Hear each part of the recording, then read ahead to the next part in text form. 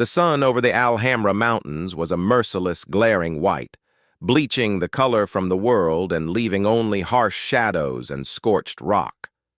To Sergeant Marcus Thorne, it felt like the heat was a physical weight pressing down on his shoulders, seeping through his combat gear and into his bones.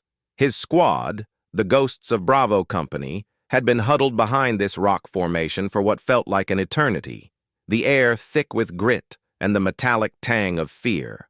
And they were pinned down, trapped in a godforsaken valley that had turned into a kill box. The mission had been straightforward, or so the briefing had claimed. A quick in and out to clear a suspected insurgent camp. But the intelligence was wrong. The camp wasn't a handful of fighters with rusty AKs. It was a hardened position manned by a well-trained, well-funded militia, and they had a .50 caliber machine gun nest perched high on a cliff overlooking the valley floor. And every time one of the squad so much as twitched, a deafening thump, thump, thump would echo off the canyon walls, and another chunk of their rocky cover would explode into a shower of deadly shrapnel. "We're sitting ducks here, Marcus," Specialist Danny Rios yelled over the roar of another burst, his young face pale beneath a layer of sweat and dust. He clutched his M4, his knuckles white. Thorne, a veteran with 15 years of service and a face that looked like it had been carved from the very mountain they were hiding on, just grunted. He was calculating their options, which were slim to none. A direct assault up that cliff face was suicide. Calling in an airstrike would take time they didn't have. They were well and truly stuck. "Thorne!" The voice in his earpiece was sharp, crisp, and utterly calm amidst the chaos. It was Lieutenant Evans, their platoon leader, but he was back at the forward operating base watching a grainy drone feed. "I'm sending you help. A spotter sniper team is 2 clicks out. They're going to try and neutralize that nest." Thorne felt a flicker of hope, immediately followed by a wave of skepticism. A sniper? From 2 clicks out? That was a hell of a shot, even for the best, but he'd take any help he could get. "Roger that, Lieutenant. We'll hold."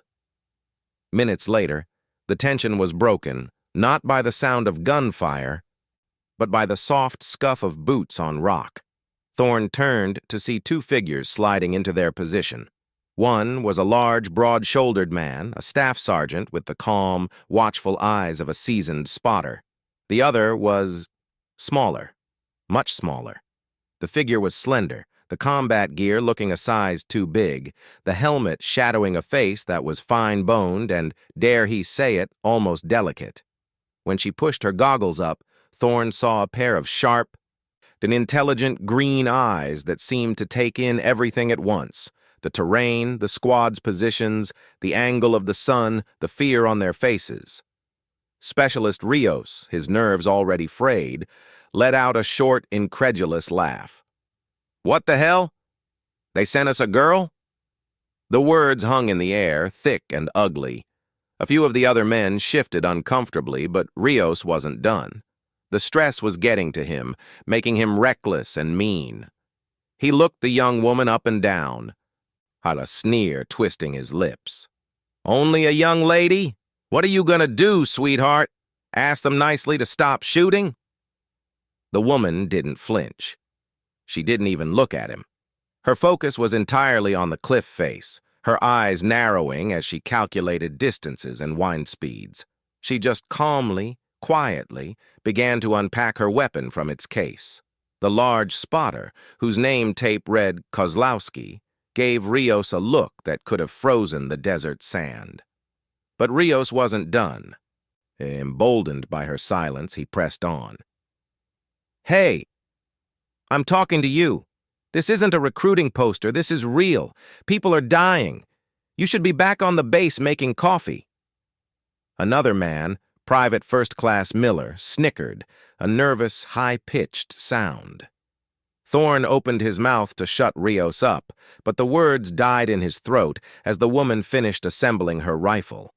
It wasn't the standard issue M24 or even the more common M110.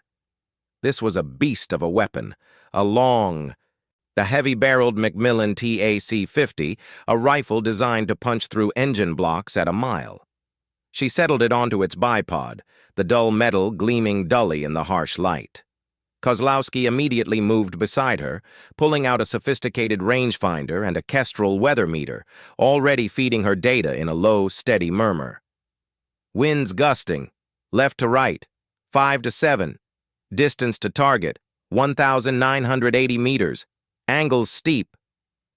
Thorne did the mental math. Nearly 2 kilometers. In the .50 caliber nest was a dark smudge on the cliff, barely visible to the naked eye. It was an almost impossible shot. He'd seen the best snipers in the Army struggle at half that distance. The squad watched, a mixture of skepticism and morbid curiosity on their faces. Rios snorted again, but this time he kept it quiet. There was something in the woman's complete and utter focus that was starting to unnerve him. She wasn't just looking at the target. She was communing with it, yet becoming one with the rock, the wind, the distance. Thorne edged closer. He could see her name stitched onto her uniform now. J. Reyes. Her face was a mask of intense concentration, not a flicker of emotion crossing her features. She made minute adjustments to the scope, her breathing slow and rhythmic, a perfect metronome in the chaos. The rest of the world, the nervous chatter of his men, the distant shouts of the enemy, even the oppressive heat, seemed to fall away from her. Yes, another burst of machine gun fire erupted from the cliff, chewing up the rocks just feet from where Private Miller was hunkered down. He let out a yelp, scrambling further back. "Any day now, Reyes," Kozlowski muttered, his voice tight. Reyes didn't reply. She just kept breathing, kept watching, kept feeling the wind on her skin. The sun was a major problem, creating a heat haze that shimmered and distorted the air, making the target waver and dance in her scope like a mirage. But she tracked the heat waves, learning their rhythm, factoring them into her calculations. It was a physics problem of the highest order, a lethal equation with a dozen variables. Finally, after what felt like an eternity, her right hand moved from the stock of the rifle to the bolt. With a smooth, almost silent motion, she cycled around into the chamber. The metallic clack was startlingly loud in the relative quiet. The squad held its breath. Rios stared, his jaw slack, and the ridicule was gone from his eyes, replaced by a dawning, uncomfortable realization that they were witnessing something extraordinary. Reyes's finger rested gently on the trigger. She took one last, deep breath, letting half of it out. Her entire world narrowed to the crosshairs and the dark shape of the enemy gunner a world away. There was no thought of proving anyone wrong, no satisfaction at silencing the doubters. There was only the shot, the perfect, necessary shot. Crack. But the sound of the TAC-50 was immense, a deep, concussive blast that echoed off the canyon walls, completely different from the rattle of the insurgent's machine gun. The rifle bucked against Reyes's shoulder, but she absorbed the recoil, her eye never leaving the scope. For a long, agonizing second, nothing happened. The enemy machine gun continued its relentless chatter. A fresh wave of despair washed over the squad. Rios opened his mouth, ready with a sarcastic, "I told you so," when the world changed. The machine gun nest simply vanished. One moment it was a menacing platform of sandbags and rock spitting fire. The next, it was obliterated in a silent, expanding cloud of dust and debris. The .50 caliber round, a fist-sized piece of lead traveling at nearly 3 times the speed of sound, had found its mark, striking the ammunition stockpile next to the gun. The ensuing explosion was a terrifying blossom of orange and black against the blue sky. The silence that followed was even more deafening than the gunfire. The echoes of the blast rolled away down the valley, leaving behind a stunned, ringing quiet. The threat was gone. The path was clear. Reyes didn't pump her fist. She didn't turn around and gloat. She simply worked the bolt, ejecting the spent casing which clinked onto the rocks, and began to calmly break down her rifle, her expression unchanged. She spoke for the first time since arriving. Her voice was soft, but it carried in the new, fragile silence. "Target eliminated. The position is clear." Kozlowski clapped her on the shoulder, a broad grin splitting his face. "Hell of a shot, Reyes. Hell of a shot." Thorne just stared at her, then at the empty, smoking scar on the cliff face. He'd seen a lot in his 15 years. He'd seen bravery, stupidity, cowardice, and heroism. But he'd rarely seen such pure, unadulterated competence. And he walked over to where she was packing her gear. He didn't say much. He wasn't a man of many words. He just offered her his canteen. She took it with a small, grateful nod and took a long drink. Then he turned to his squad. His gaze fell on Rios, who was looking at his boots, his face burning a deep, shameful red. Miller was staring at Reyes with something close to awe. Thorne didn't need to say a word. The lesson was written on the cliff face.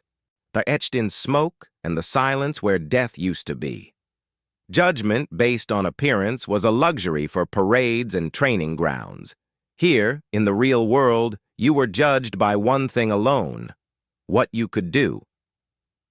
Later that night, back at the relative safety of the FOB, the squad was a subdued group.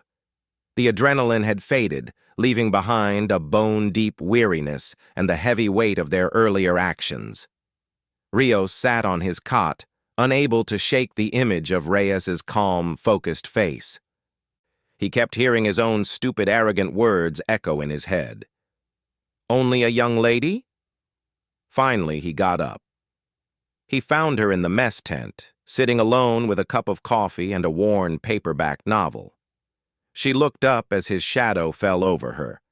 Her green eyes were calm, curious, but held no anger. Rios shifted his weight from one foot to the other, his hands shoved deep in his pockets. "Hey," he mumbled, his voice rough. "Hey," she replied simply. He swallowed hard, and the words were like rocks in his throat. "Look, what I said out there, it was—" He trailed off, unable to find an excuse that didn't sound pathetic. "It was stupid and wrong. I'm sorry." Reyes closed her book, marking her page with a finger. She studied him for a moment, not with the harsh judgment he deserved, but with a quiet, assessing look. "You were scared," she said. It wasn't a question. Fear makes people say dumb things. It makes them look for someone to put down so they feel bigger. She paused. "It's okay. You're alive. That's what matters." Her simple, unflinching honesty was more effective than any angry tirade could have been. It laid his behavior bare for what it was, a petty, fear-driven reaction. He nodded, not trusting himself to speak. He just gave her a final, awkward nod and walked away, feeling smaller than he had all day, but also, strangely, a little lighter. The next morning, a Bravo company moved out to secure the valley. As they passed the base of the cliff, they could see the charred wreckage of the nest far above. The sight was a stark, permanent reminder. A young private, fresh from basic training, walked beside Reyes as they ascended a slope. He was carrying a heavy radio pack, his face flushed with effort. He glanced at her, then up at the cliff. "Ma'am?" he asked, his voice filled with a naive respect. "Is it true you made that shot from 2 clicks out? And they're saying it was almost a mile." Reyes just gave him a small, almost imperceptible smile, the first real smile she'd shown. She didn't answer his question directly. Instead, she just kept walking, her gaze fixed on the terrain ahead, her presence a quiet, powerful testament to a simple, undeniable truth. She was no longer only a young lady. She was just Reyes, the sniper. And in a world of soldiers, that was the only title that mattered.